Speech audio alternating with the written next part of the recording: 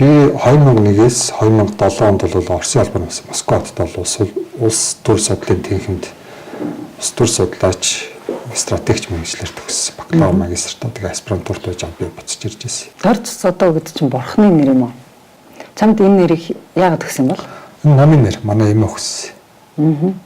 Очроор охидлогч гэж орчуулагдсан юм л төвдөөс. Гэхдээ түүхэнд Баатар хоёр янзаар тодордог байхгүй юу? Нэг нь бол ерөөсөө л эр зөргөөрөө тодордог.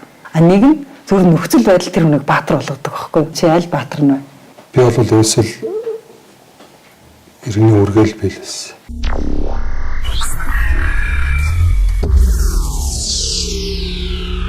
Би болохоор анх бол 7 сарын 2 дугаар хасад Шинэ Монгол хаад групп компанид бүр анх ерөөсөө бүх түүх цагаан цаасан дээр эхэлж байгаа нь тус группийн одоо стратеги хариуцсан захирлын албан тушаал дээр компани тий ажилд орохоор би материалыг бүрдүүлж өгөөд манай найз танилцуулсан юм л да. Чи ховын хвшилд ажилд орох гээд Их Монгол хаад гэдэг компани Шинэ Монгол хаад гэдэг компанид чи ажилд ороод удаагүй байж тэр 60 намын хурал суудсан юм уу? Дайчлагдсан. Нилээн нарийн, нилээн нууц, нилээн хуйлдааны шинжтэй бичиг баримт боловсруулахад оролцуулсан ба штэ. Энэ бичиг баримтыг боловсруулж хахад одоо жишээлбэл үзэгний үзүр хөдөлж хахад аль мөчөөс нь эхлээд энэ нэг л буруу юм болоод байна гэж чамд мэдрэгдсэн бай. Би энэ төвшөнд ийм хэмжээнд бохир байдаг гэж би өмнө бол мэдв. Одоо нааш хартсан ба. Тэгээ нааш одоо өөрснөө гүнж ирдэг болов. Тэр гүнж ирдэг болохыг бид нар л инх болдын тансаг үдшилэг өргөдсөн зочдороо бусдаас ялгарна. Зочид дунд Монголын хууль хүчний байгууллагуудын удирдлагууд ч мөн ирсэн байгаа нь с ิจ төрүүлнэ. Тухайлбал авилгатай тэмцэх газрын дарга инх жаргал, шүүхийн шийдвэр гүйцэтгэх ерөнхий газрын дарга бригадын генерал Амгаланбаяр, цагдаагийн ерөнхий газрын даргасан одоогийн хууль сахиулгын их сургуулийн захирал Баатар Жав, тагнуулын ерөнхий газрын тэргийн тагнуулын газрын дарга болчихсон яваа авилгатай тэмцэх газрын даргасан Гамболт нар байна. тэр нэг яг юу яах вэ? Хар машин шилтэй нөө хайти банкнд оролцсон шүү дээ. Томоохон ус төрчид амнаас ийм үг гардыг байна гэдэг би ерөөсөө чихэндээ итгэж чадахгүй тэгэл ер нь тэгээ би энэ дээр сорвс гэсэн. Чи тэгээд нэг 2016 оны сонгуулийн үеэр яг тэр сандуугийн ярихдаа ирээдүйд олох ашгаа хуваая 60 тэрбум төгрөгийг босгоё албан тушаалуудыг ингэж заръя гэдэг тэр хэсгийг тэр 2% хэсгийг чи ил тавьсан уу? Тэгсэн. Чи тэр яаж ил тавьсан бэ? Би тухайн үед бол намайг Ганбаатар бол портфолио хөтлөгч тэр хурал дээр суулгаад техник ажил хийжсэн учраас одоо PowerPoint гүйлгэх ч юм уу те. Илтгэлийн явцад нэг тиймэрхүү ажиллаар бол тэнд хариуцуулж суулгаад ингээд 160 гаруй слайд шүү дээ. 160 гаруй слайдыг би нэг бүрчлэн одоо портфолиод ингээд хөтлөө төвхтэй. Тийм болохоор би өөртөө байсан iPad-а би диктофон ажиллуулаад дараа нь тэгээ мартагдсан мэснийг би нодлон 100 би олж эргээд сэргээд сонссон байхгүй. Тэгээд 3 хэсгийг би тасдаж аваад public шеэрлсэн. Хинж сонсч болохоор хинж үзэж болохоор. Сандуу чиний тайлбарлаа. Ер нь бол яг өдөө санхүүжилтийн яг төлөвлөлт хийсэн юм байна. Түрүү хамаад би хэлжсэн. Ирээдүйд бид нар яг ашгаа үнэлээ явуучих. Тэгэхээр бид нар бүх хүмүүсийн судалгааг авсан. Бүх агентлаг одоо байгаа агентлаг яам там хүмүүс төгөөдөлтөд үүсгээс орон нутгийн биш бүгднгийнх нь албан шилэг гаргаад авсан байна. Тэгээ энэ дэр хин ажиллах уу ямар одоо өнөртөгтэй байх уу гэдэг юм ийг л нууцлал одоо байх хэрэгтэй. Тэгэл тэрийг бид нар за чи яг энэ дэр очих юм. Та ороод 5 удаад удирж ялах энэ 5 удаа нийт тэдний санхүүж босож ирэх гэдэг ийм нууц талбарууд. Энэ бол хоор орондоо тусдаа байна гэсэн. Хотын бас хол хийсэн. Хийц бүгд бүх одоо зараа тань үзүүлчих задар энэ бүх задар. Энэ бол бид нар тань ойлгохтой юм болчихлоо. Энэ болохгүй юм болох гээд байна. Ерөөсөө их тийм зөв биш юм явах гээд байна. Тийм болохоор хүмүүсийн нэг мэдэх хэрэгтэй гэдэг. Сонгуул болохоос энэ чинь 12 оны өмнө шүү дээ. 17 сар байсан. Тэгэхэд чи яагаагүй юу? Тийг одоо ингэ тавьж явах үед за би одоо мэдээж айцтай байсан. Надад бол бүхэл намын эсрэг би юм тавих гээд байна гэдэг. Тийм, надад айц байсан. Тэгээд юу тэр айцаад ав? Яаж чи тэр айцаад аван тулсан? Юу чамаг тэр бичгээс тэрийг гаргахаас аргагүй болгосон? Заавал би хүмүүст энийг сонсох ёстой л гэж би бодсон. Одоо яг тийм юм гараад байгаа байхгүй 12 оны сонгуульд би тэдэнд өгсөн. Тэр мөн хаашаа орсон юм бэ?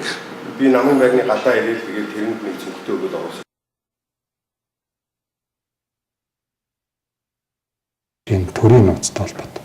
Би үндэсний хэлгөөлийн зөвлөлд ажиллаж байхад бол төрийн аюулгүй байдал гэдэг юм сектор байдаг шүү дээ. Эднэрийн хариуцлах асуудлыг нэг энэ яхахгүй мó. Чиний мэрэгжлийн нэг төр үйлчилжсэн нэг төрийн албан хаагч байсан нэг тийм мэрэгжлийн юм чин хатгаад энэ төр ер нь болохоо байлаа гэж бодогдсон гэж ойлгож болох уу? Байсан. Ах мэрэгжилтэн хэлцээний дарга тэгээд санхүүгийн эрхтээ тэгээд дарга дид дарга гэсэн ийм үндсэн хүмүүсийг үнэлээ. Тэгээд ерөөсөө эртнээс хүмүүсээ байршуулаад бид нар мэдээж бүгдийг солино шүү дээ. Тэр мэдээж одоо хүмүүсээ бүр ажил төрөлтэй болгоно гэсэн санаа. Айхимод эдээс бид нар босгож ойлцоо хэд хэд тооцлоо. Ер нь бол нийслэлээс бол нэг 60 тэрбум босгож байгаа. 60 тэрбум босгож байгаа. Энэ бол маш буруу юм. Бүр гэмт үйлдэл төрийн албыг худалдчихад тэгж мөнгө босгочоод тэгээ сонгуульд орж баян тансаг царайлж телевизийн бүх цагийг худалдаж авч ингэж болохгүй. За чи ингэ цацчлаа. Одоо 16 он цацчлаа. Чи тэгэхэд бол аль ч нам үйлчлээгүй зүгээр л үгээр цацсан юм уу? Хинч чамаас одоо энийг худалдаж аваа гэдэргээгүй юу? Би зарж гэж бодоогүй худалдаж авъя гэж хүн хандаагүй, би хандахыг ч хүлээгээгүй. Би гол нь 600 гаруй үнээр дамжуулж би нийгэм рүү гэж гаргасан. Энэ хамгийн гол зорилго бас. Би мэдээж маш их хайцтай байсан. Манай эхнэр хажууд байсан. Нялх хүүхэдтэй байсан.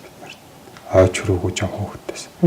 Эхнэр маань болохоор зөв юм хийж олж хийл гэсэн. Чиний ингэ зориглож тавьсан асуудал ингээд олон нийт сонсож амжаагүй сонгуул болоод сонсож сайн хүртээчгүй тэгээд тэрийн сонгуульд нөлөөлөгчгүй байжгаад нөгөө нам ялаад одоо чиний илчилсэн нам ялаад бүр ингээ олонхын судал аваад бүр 100% ингээ эрх мэдэл дээр очичлаа. Эрх мэдэл дээр очсны дараагаар чамд юу тохиолдсон?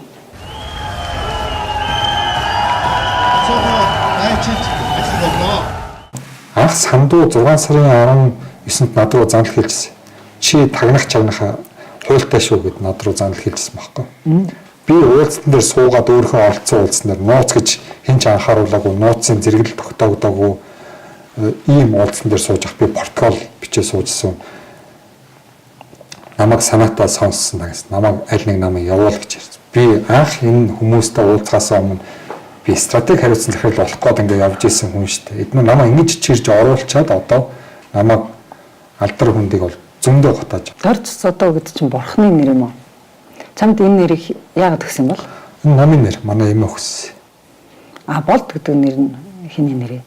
Болд гэдэг бол би 14 оны 9 сараас эхлээд энэ байдлаас салаад энэ үйл бүт хүмүүсээс салаад ингээд миний ханаас мөрд одоо намайг судлаад хаана юу хийж ингээд ингээд ухаад байгаа. Эдний багч нь том штэ. Хакерчд байна. Иргэний бүртгэлийн ажилтнууд байна. Би тэгээд яг нь дуудах нэрээ Болд гэдэг ахынхаа нэрийг л өгсөн. Манай ахын нэр Ган Болд. Хүчин биерэг үлдчихэд нэрээ солилцчээж гэх шиг 60 тэрбум гэдгээс шалгуурч хүмүүсийг чирэх зорилготой л гэж ойлгож байна.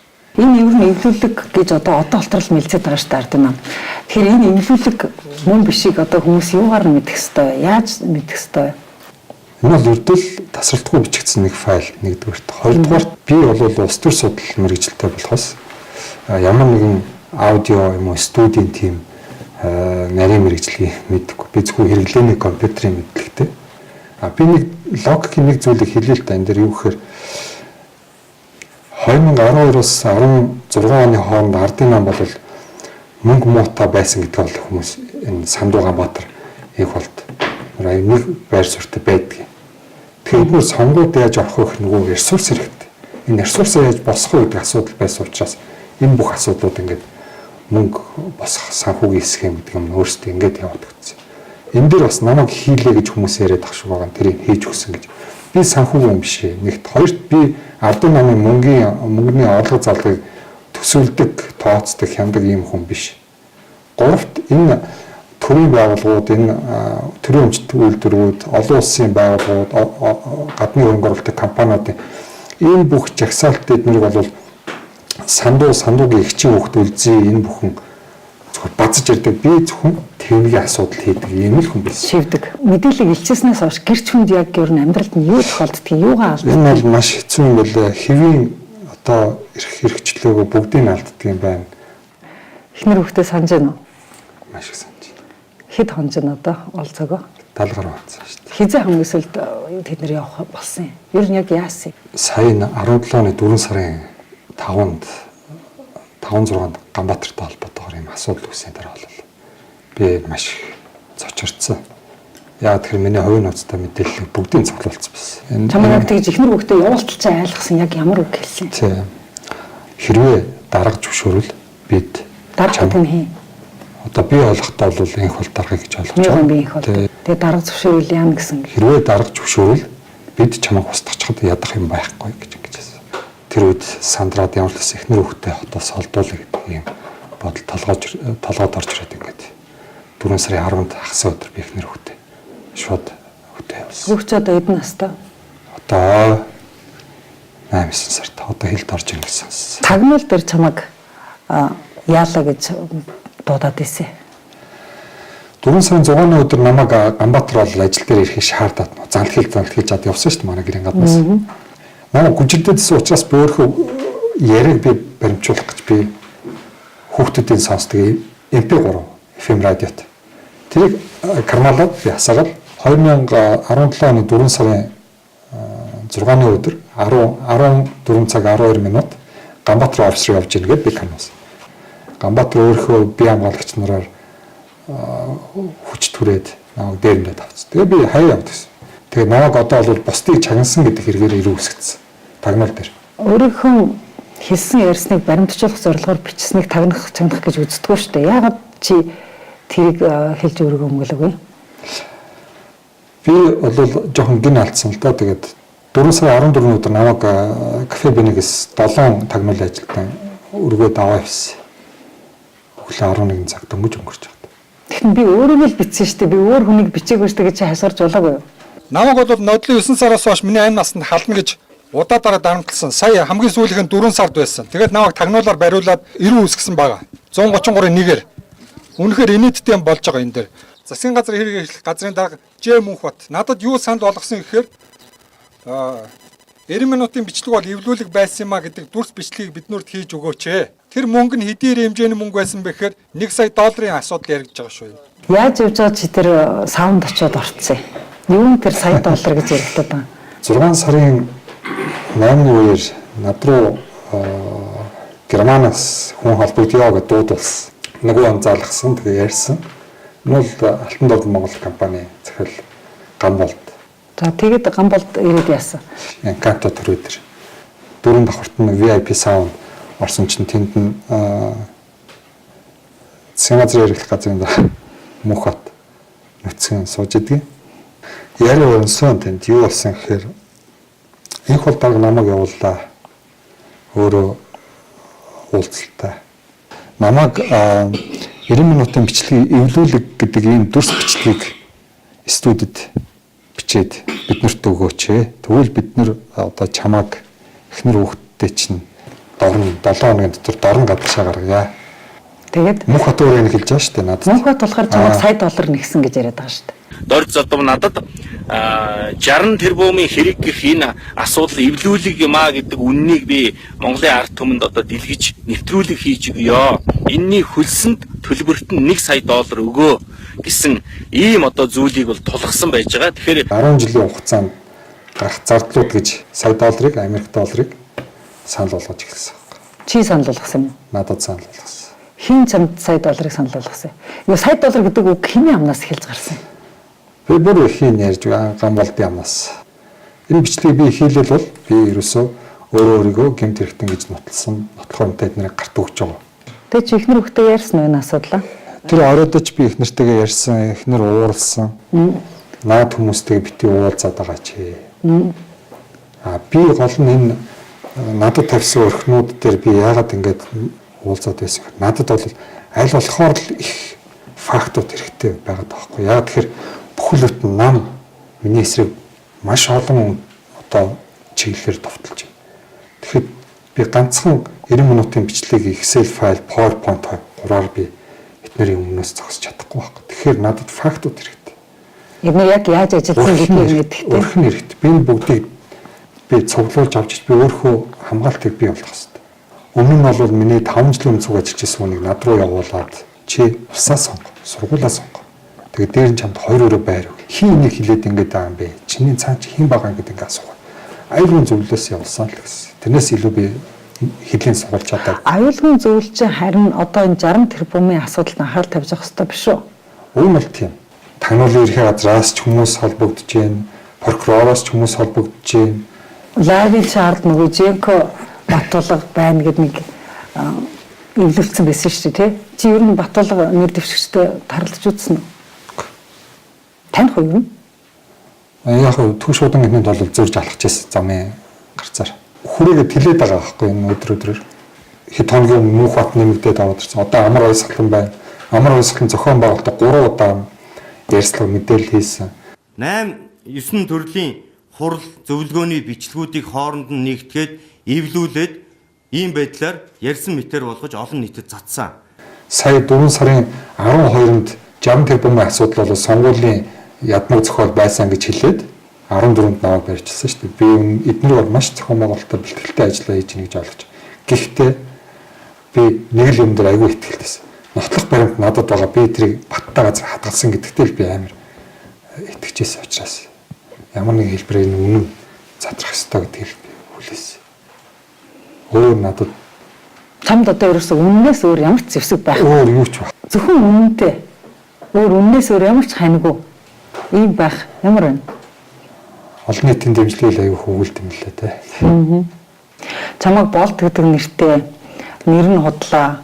Өшөө чамайг хулгай дээрэм хийдэг гэдээ одоо бичээд байгаа шүү дээ. Тэгээд яриад байгаа. Тэрэн дээр чи юу гэж хэлэх вэ? Яг энэ цаг үед бол цэвэр одоо үндсэн хуулийг зөрчсөн, эрүүгийн хуулийг зөрчсөн, улс төрийн намуудын тухайлыг зөрчсөн 60 тэрбумын асуудлыг ярьж байгаа болохоос миний хувийн асуудлыг ярив. Энэ бол улс төрийн намын асуудлыг ярьж байгаа. Арчилсан нийгэм зохицуулж эхэлснээс хойш бол улс төрийн намуудын талаар ийм бодиттой, баримттай мэдээлэл бол ерөөсөй гарч байгаагүй. Зөвхөн таамаглал төдийл амнаас ам тамьсан юм байсан. Баримт нотлохоо би ил гаргаж тавьснаар бол бидний өмнө бодит дүр төрх юу юм бэ? Хүмүүс юуг мэдэх ёстой? Энэ хүчний цаана юу байдаг юм бэ? Энэ хүчиг гинт нэгтгэхэд ард түмэн шоконд орсон энэ байдал одоо өнөөдөр хүртэл байж лээ л да. Нотлох баримт байсан. Нотлох баримтыг би олон нийтэд ил болгосон. Энэ нотлох баримт нь бол ямар нэгэн фабрикат юм уу, хуурамч юм уу, эвлүүлэг юм ийм бол биш. Өнөөдөр улс төрийн бүхэл бүтэн нам эвлүүлэг гэдэг гүтлгээд ингээд явааргүй мэдээлэл хийгээд байгаа нь үнэхээр шившигтэй юм болов уу гэж харж байна. Хэдэн 10 жилийн дараа ч нэг эргээ харсан. Өнөөдрийн Монгол ардын нам, өнөөдрийн энэ намын удирдах хүмүүс яасан гутамшигтай юм хийжсэн бэ? Нэг хүний төлөө бүхэл бүтэн намаараа хөдөлж, гүжирдлийн бүхэл бүтэн машинаа ажилуулж, төрийн махны машиныг миний эсрэг ажилуулж. Чи Чойнон байсан бол одоо яг юу гэж зохиомор санагдаж байна? Чойнонд л яг юм тохиолдчихсан шүү дээ. Чойнон шүлгнээс мэдэх үү? Би Сүмтэн өдрийн чулууг л уншиж байсан. Баг багт уншиж байсан. Тийм байлгүй ах уу. Тэгээд над нэг тийм хилэн байгаа л гэдэг. Би Үнэнийг цөөхөн хүн дэмжиж 100 хүн хараахыг би мэднэ. Хүчтэл хоосон магтаалыг бүгдээр саашааж ганцхан найз шүүмжлэхийг би мэднэ. яагаад эднэр ийм юм бэ гэдэг юм хилэн байгаа л. Хүмүүсийг яаж ингэж мэдээлэлээр бөмбөгдөж тархийг ингэж шарж тэ пиараар. Энэ бол хэдэн жилийн дараа бид нэр түүх болоод иргээд харахад гутамшигтай л үүддэг байна. Бүхэл бүтэн 90 жилийн түүхтэй том нам. Цаг зуурын улс төрчдийн одоо ашиг хонжоноос болоод бити одоо ард түмний дунд улс төрийн том дэмжлэгээ бити алдаасан. Энэ намын имиж нь өөрөө дагаад унлаа шүү дээ. Нийгэм би инх болдог дарга их алсын хараагүй хүн юм гэж хараад байгаа. Алсын хараатай хүн бол ер нь бол нэг энэ олон үеэр байгуулж гисэн Монгол улсын төрийг ганцхан сонгуулийн мөнгө босгох гэдээ худалдаад хайчмааргүй юм. Одоо наас нэг 2 жилийн өмнө 2 жил гарангийн өмнө болоод Монгол ардын нам бас нийслэлийн Монгол ардын нам стратеги тактик бол ярих нэг юм хуралдаан болсон. Тэр үеийн бичлэг алдагдсан байна. Би бол өөрийнхөө асуудлыг бол хинээс ч илүү бол мэднэ. Би ямар нэгэн тийм зүйл яригдсан, энэ цацагдсан зүйл яригдсан ийм хурал цуглаанд бол орж байсан удаа надад байхгүй гэдгийг би өөрийгөө бол мэдэж байгаа. Тийм учраас бол би энийг эвлүүлэг гэдэгт бол баттай итгэлтэй байна. Би тэр хүнийг энэ олон хүний өөдөөс хар зогсоо тэгж худалдаа ярьж байгаа энэ ус төрчийг болоод хараад энэ биш ээ. Яс зүйл биш. Чи хэдэн хуульчд одоо өмгөөлж өгөөч гэж хандсан бай. 6-7 Бас л их том нэр хүндтэй энэ эрүүгийн эрх зүйр мэрэгсэн нэр хүндтэй 6-7 өмгөөлөгч уулз. Миний дандаа хаалга хаагддаг гэсэн. Тэгээ ардсан намын бүлэгнийг хилцүүлээсэн шүү дээ 60 тэрбумын асуудлаар. 31 өдөр. Тэрэн дээр анх удаа би энд орж цодыг өмгөөлье гэд таны өмгөөлөгч Баасан яг өөрөө микрофонд хэлдэг. Тэгэхдээ бас ихтэй ишээс яа тэгэхээр Баасан бодлоор мэдээлэл муутай зүгээр иргэний хөдөлгөөн хийх гэж боддог гэсэн. Тэгээд би яг над зөвлөсний дагуу би очиод уулзаад яриад утсан чинь гэвэн нөгөө айлс хэрэг авдраа бодлоо гэдэг шиг энэ ч яг миний кейстер аягүй сайн тохирох хүн юм байна. Энэ хүн чинь нөгөө олон 10 жилийн төртөө үзэлцсэн туршлага байна. Практик байна. Хуулийн сургуулиар бүх хэрэгтэй мэдлэг авчихсан. Зөвшөөрөл авсан, лиценз авсан, өмгөөлөгч болсон байна. Энэ бол яг надад хамгийн сайн тохирох өмгөөлөгч. Тэгээ аягүй сайн ойлгосон. Гэж баярлалаа. Тэгээд миний араас одоо ингээд 6 сарын 1-нд ингээл намайг худалдаж авах өрхөнд орчихгүй бол ингээд надад аюул байна гэдэг би мэдрээл эхлэх тусам би өмгөөлөгчтэй яриад гэрт нь би хэд хонсолтоо. Над руу хамар гам болд нөгөө алтан дамдын хамар гамлч нөгөө ирсэн даруйда оройн бас нэг ярьсан юм аа. Тэгээ ярахта тэр нөгөө 6 сарын 9-ний өдөр намайг дууддаг 530 минутын чи Баасан гом байгаа юм уу? Байгаа юм уу гэж асуусан. Тэгвэл би балх гэсэн. Яагаад гэвэл би мөрөө арилгах те айлхаа мөр үлдэхгүй сүүлээс зайлсхийх энэ бүх аргыг мэддэг хэрнээ миний ард маш найдвартай сүүл суудсан байна гэдэг ойлгосон. Тагнуулын хэлгээр бол сүүл суух гэдэг. Тэгээд чамд Баасан гонд байгааг мэдсэн. 9-нд ч тийм 9-нд. Яг л мэдсэн байна. Тэгээ би 10 цаг болж байхад би Инкантогоос ирсэн. Баасан гот бүгдийг хэлсэн. Хүний эрх зөрчигдлөө гэд над дээр хүрээд ирсэн хүнийг би хамгаалдаг. Хамгаалмаар санагддаг. Дарлуулж байгаа, дээрлүүлж байгаа хүнийг өмөрмөр санагддаг. Тэр инстинктээрээ бараг хамгаалцдаг байхгүй. Тэгээ чи ингээд хамгаалт хүсээд над дээр ирсэн штэ. Тэгэд би чамайг бүхэлд намын дарамтанд байгаа юм байна гэд.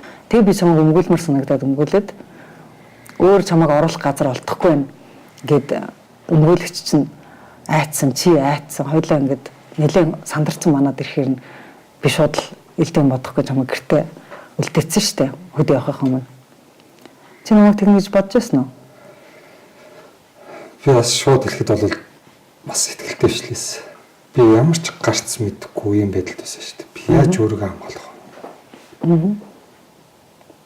Тийм үед бол ерөөсөө нөгөө усанд урсж байгаа үс алдсан ч зурдагтаа л адилхан л ингэж юм бүхнийг одоо аварлаа гэж бодож л ханддаг. Яг тэгж л би инстинктээр л нааш ирсэн санагддаг шүү дээ. Тэгээд би ирээд одоо бодох нэг их сохор азтай ирсэн юм л гэж боддоо шүү дээ. Яас ихээр 6 сарын 15-ны тэр өглөөний бүсэлтийг хараад би маш их сохор азтай л гэж тэр үедээ ойлгосон. Инстинктээр ч юм уу зүүн сонгороо ч юм уу хувь тавилангаараа ч юм. За тэгээд манад ингэж чи байж тэр өглөө босоод ирэхэд цагдаа бүсэлсэн байсан гэж байгаа тийм. За хүсэлтийг танаа төрөл төрөстөөс болон таны дээр захин туулсан бичсэн хүсэлтийг бид нэр тодорхой хэмжээгээр үндэслээд байна. Бодлолтод авсан гэдэг тайлбараа эдгээр сая тайлбарсан. Юу гэж тайлбарсан гэхээр миний аав хамгаалтаа хийж өгнө гэсэн хүсэл гаргасан гэж тайлбарсан. Өндөө бол би аав руугаа тэр дараа нь уцтаж аав ээжээрээс асуусан тэднэр фэйсбુક хэрэглэдэггүй 70 гаруй насны хүмүүс тэднэрийн нэрийг барьж сая энд хамгаалт гаргаж байгаа нэр яриадсан цагдаа хүмүүс худлаа хэлсэн. Тэгэхээр чамд ямар сэтгэл төрсөн бэ? Айлт. Эзэн байхгүй. Гадаад нэг хүнтэй. Тэгээ гадна талд нь бахан цагдаатай. Чамд ямар сэтгэл төрсөн бэ? Би маш цочордсон.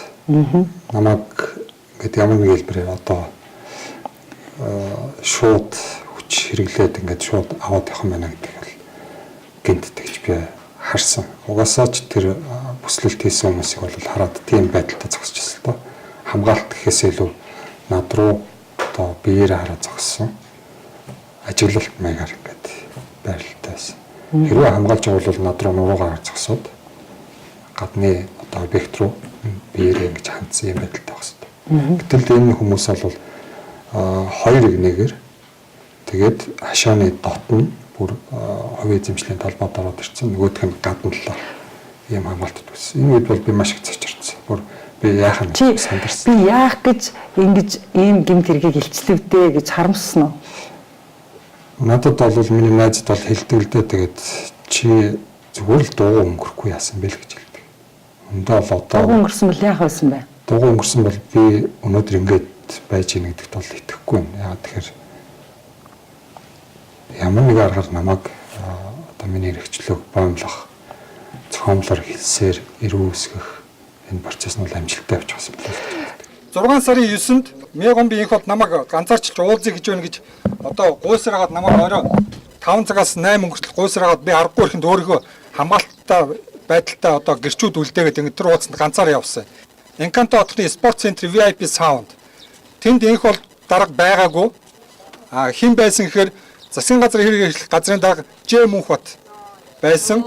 90 минутын бичлэг бол эвлүүлэг байсан юма гэдэг дүрс бичлэгийг биднэрт хийж өгөөч. Тэгээд хүссэн мөнгө аваад гадаад руу явж олноо. Бид нар гэр бүлээр чи ингээ визийн 7 хоногийн дотор визийн бүгдийг хийлгээд ингээд үгүй гэсэн. Тэр хэмжээ нь тэр мөнгө нь хэдийн хэмжээний мөнгө байсан бэ гэхээр 1 сая долларын асуудал яригдж байгаа шүү. 60 тэрбумын хэрэг гэх энэ асуудал эвлүүлэг юм а гэдэг үннийг би Монголын ард түмэнд одоо дэлгэж нэвтрүүлэг хийж өгье.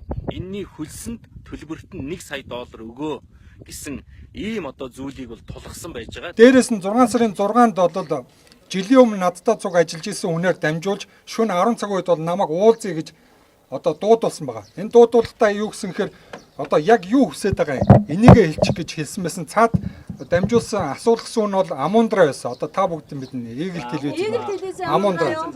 Тий. 90 минутын бичлэг хуурамч гэдэг одоо би ярьцлага дүрстэй үлдээх юм бол би шууд одоо хуурамч одоо бичлэг эвлүүлсэн гэмт хэрэгтэн болж хуурна тийм биз дээ. Гэр орны бүслэлтээс чамайг одоо дор зодоо гэдэг хүн өнгөрлөнд байна гэдэг илчээснээс хойш чамайг бол одоо доромжсон тий. Янз бүрээр шоглсон Facebook дээр янз янзын зүйлүүд их гарч байна л да. Энэ хүмүүс бол бүгд л Монгол хүмүүс л байгаа шүү дээ. Монгол улсын төр авилгад идэвхжүүл бүгдээрэнд нь л муу, худалдагчвал бүгдээрэнд нь л муу. Тийм бахад нөгөө энэ төрийг маань ийм болгоулахгүй төлөө ингээд хувийнхаа аюулгүй байдлаар тэнцэн тавиад гэрчлээд явж байгаа нэг яагаад доромжлоод идэх юм болоо? Одоохондоо би энэ асуудал бол бидний гол асуудал биш. Энэ бол зүгээр хоёр дахь асуудал. Гол асуудал маань юу юм гэхээр энэ 60 тэрбумын асуудал байна. Энэ уулзалт болсон уу үгүй мүү гэдэг асуудал байна. 2014 оны 9 сарын 8-нд Гандангийн дооргоо Шинэ Монгол хаад групп гэдэг 6 давхар барилгын 4 давхарт нь бол Монгол Ардын намын дарга Мегомби инх болд, нийслэлийн Монгол Ардын намын дарга Цэнцүрэнгийн Сандуй, нийслэлийн Монгол Ардын намын удирдах зөвлөлийн гишүүн Алтуугийн Ганбаатар энэ гурав тэгээд миний би ярилцсан юм уулзалт болсон. Энэ уулзалтын бичлэгийг би интернет байршуулсан 90 минутын бичлэг байгаа бүгдээр энийг ойлгосон баг. Дагалдах файлуудыг би муу адилхан байршуулсан 5 сарын 6-нд энэ бүгд нотлох баримтууд би бүгдийг нээлт тавьсан. Яагаад гэвэл над ямар нэгэн хэлбэрээр эдгээр дарамтлах байдлаа үргэлжлүүлэх юм байна.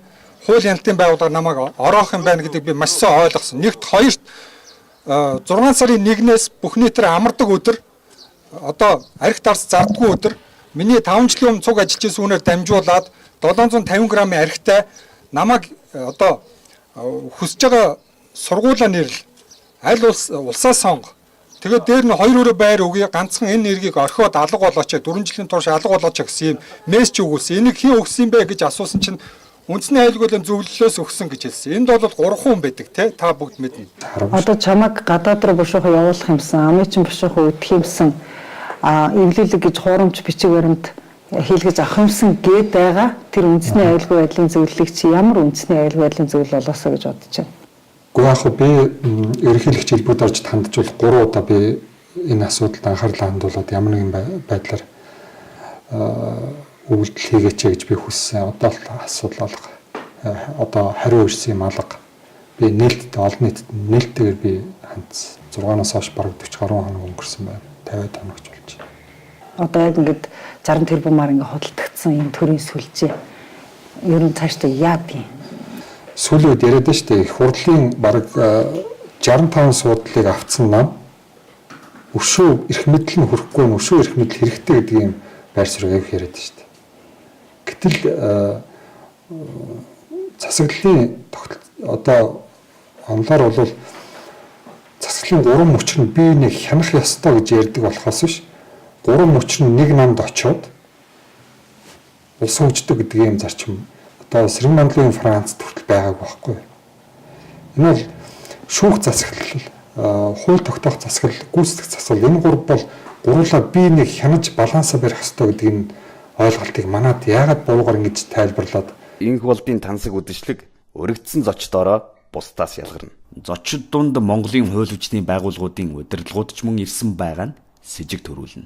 Тухайлбал авилгатай тэмцэх газрын дарга Инх Жаргал, шүүхийн шийдвэр гүйцэтгэх ерөнхий газрын дарга бригадын генерал Амгаланбаяр, цагдаагийн ерөнхий газрын даргасан одоогийн хууль сахиулгын их сургуулийн захирал Баатар Жав, тагнуулын ерөнхий газрын тэргийн тагнуулын газрын дарга болчихсон яваа авилгатай тэмцэх газрын даргаасан Ган Болднар байна.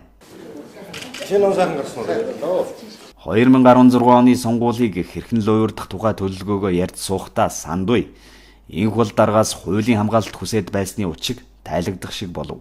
Бохор технологиудыг бүгдийг одоо бүхэл арга ажилласан. Даалт байна.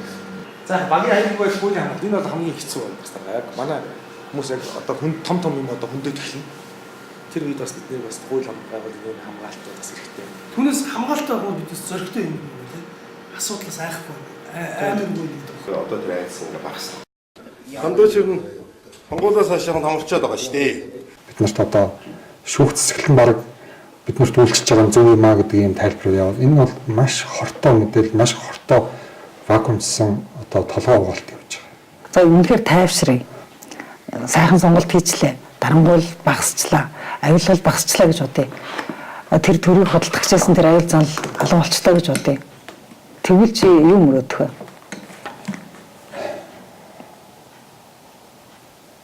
Гэр бүлтэйгээ сайхан ажралтай амьдрахыг л аяг хүсэж байна. Хамтдаа нэг дор. Зүгээр энгийн амьдрал ч өөр аз жаргал гэдгийг л одоо би аяг сайн ойлгож байгаа. Өмнө нь бол бас мэдээлэлээс та гэхдээ тэр бүрэн дүрм ойлгодгүй гэж. Одоо бүр сайн ойлгож байна. Манай хүүчин бараг энэ асуудалтай насны чацаах шүү. Одоо нөх хий настайгаа гэж байгаа. 2 сараар энэ асуудлаас 94 оны 9 сард болсон бол манай хүүчин хин сараа 94 оны 11 сард би болсон л гэсэн. Хүүгээ харахаар энэ асуудал ямар хурдан том болж байна. Удаан хугацаа өнгөрч вэ гэдэг бас боддог байхгүй. Чиний бараг хараагүй их удаж байгаа хтэй их нар чинь. Сая бас хотод ирээд явсан л та тэгээд би уулзч чадаагүй. Их нартай уулзч чадаагүй. Яасан гэхээр Ямарлас аюулгүй байдал байгаас л гэж би бодсон учраас биеэрээ контакт нөрөх нь осолтой гэж үзээд. Чи хүүхдээ холоос харж чадсан уу сүүлээд? Би холоос харлгүй бараг 70 тонжиндоо 4 сарын өмнөөс хойш. Харин яг хуу интернетээр дамжуулаад бол үе харж байгаа доо. Гэхдээ тэр бас хангалттай шээ шүү дээ. Тэгэхээр сонгуульд ч саналаа өгөх эрх нь өөрийнх нь үзгэнд нь байж байгаа, хуруунд нь байж байгаа иргэдтэй хандаж чи юу гэж хэлмээр юм? Саналын утсан дээр та өөрөө саналаа өгөхөр очиж байгаа л тий. Та хүүхдүүд энийг хар. Эдгээр ямар одоо нийгэм бид нар үлдээх гэж байгаа гэдгийг харж аваад нэг бодвол тэгэл саналаа өгөхтэй болол гэж бодсон.